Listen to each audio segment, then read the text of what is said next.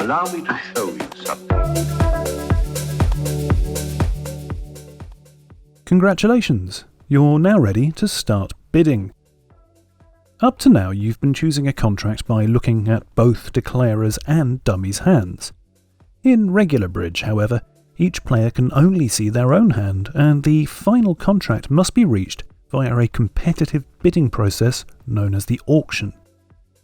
Just like in a sale auction, each bid must be higher than the previous one, and the highest bid wins. In a bridge auction, winning translates to determining the contract. Let's have a look at an example. Starting with the dealer and proceeding clockwise, each player, in turn, makes a call.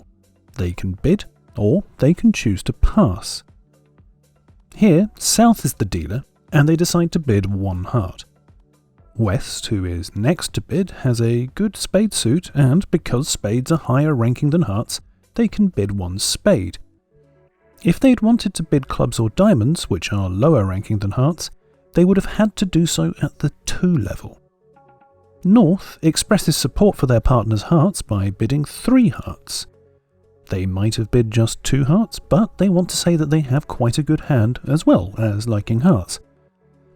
There is no way East can make a bid. They have a very weak hand, so they pass. And now South, encouraged by partner's support, decides to bid game, bidding 4 hearts. West gives up on their ambitions for this hand and passes. Happy to be in a game contract, North also passes, and finally East passes again. Once there have been 3 passes in a row, that ends the auction. Even if South were to want to bid more, they could not do so now that those 3 consecutive passes have been made.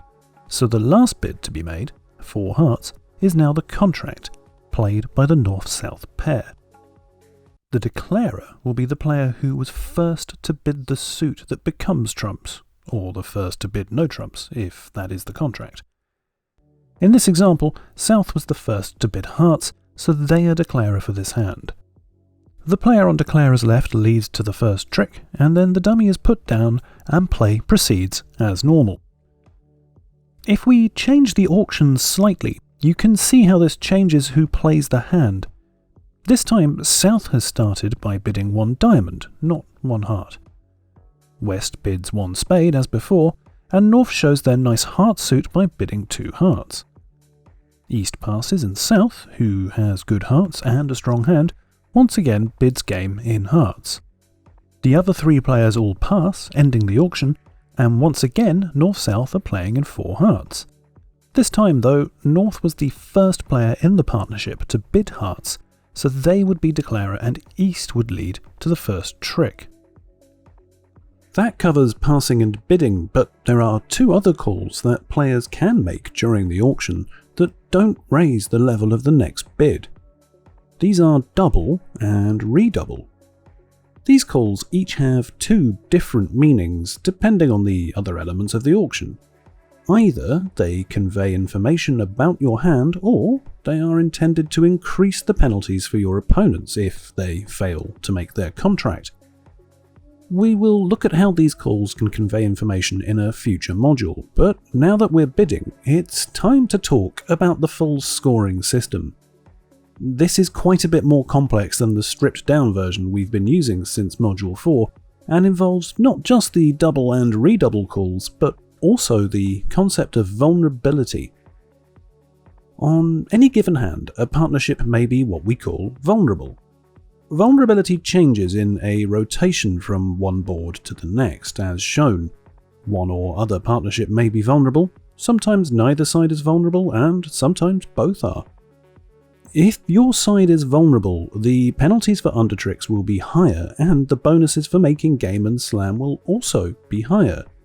The trick scores and part score bonuses remain the same as for non-vulnerable contracts. Unlike vulnerability, doubling and redoubling are determined by the players during the auction.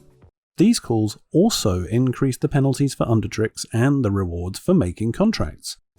We've put the ways that doubling and vulnerability affect the scores on screen, and you can pause the video here if you want to take a longer look at them, but you do not need to memorize this information.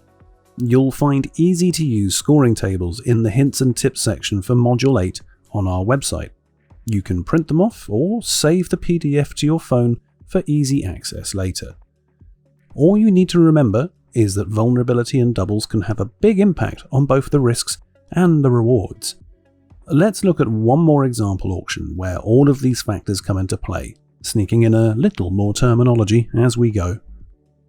Here, East-West are vulnerable. South, as dealer, opens the bidding with 1 diamond and West bids 1 spade.